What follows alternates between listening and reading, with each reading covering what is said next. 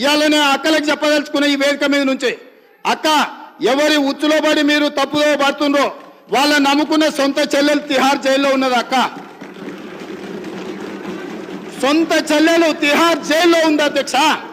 సొంత చెల్లెల్ని తిహార్ జైల్లో పెట్టి ఢిల్లీకి వెళ్ళి మమ్మల్ని లోపలేకు మా చెల్లెలు కావాలంటే ఇంకో ఏడాది లోపల పెట్టని వేరే సారాలు చేసుకున్న నీచుల అధ్యక్ష వాళ్ళు. వాళ్ళ గురించి ఏందక్క మీరు మాట్లాడేది? ఈ అక్కల కోసం కొట్లాడింది నేను అధ్యక్ష, వాళ్ళు కాదు. కాబట్టి ఆ అక్కల పట్ల నేను మహిళల పట్ల గౌరవంగా ఉండేవాడిని, అక్కల్ని గౌరవించేవాడిని.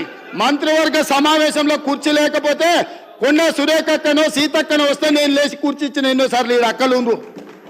ఈ తమ్ముని నమ్ముకున్న అక్కలు మంత్రులై ముందు వరుసలు ఉండరా అధ్యక్ష? ఈ తమ్ముని నమ్ముకున్న అక్కలు మంత్రులే ఇక్కడ ఉన్నారు. ఆ దిక్కుమాల తమ్ముని నమ్ముకున్న అక్కల పరిస్థితి ఏముందో మీకు తెలుసు కదా అధ్యక్ష. సొంత చెల్లెలు జైలు ఉంది అధ్యక్ష. ఆ చెల్లె గురించి మాట్లాడారు. కానీ ఇవాళ రైతు రుణమాఫీని దెబ్బతీయడానికి, స్కిల్ యూనివర్సిటీ ఆలోచనను నిరుద్యోగ యువకులకు ఉపయోగపడకుండా అడ్డుకోవడానికి ఇవాళ మా మాదిగల సోదరుల ఆకాంక్ష నెరవేర్చడానికి ప్రయత్నం చేస్తే సభకు రారు అధ్యక్ష. ఇంతకుముందు మా సభ్యుడు బాగా చెప్పిండు అధ్యక్ష.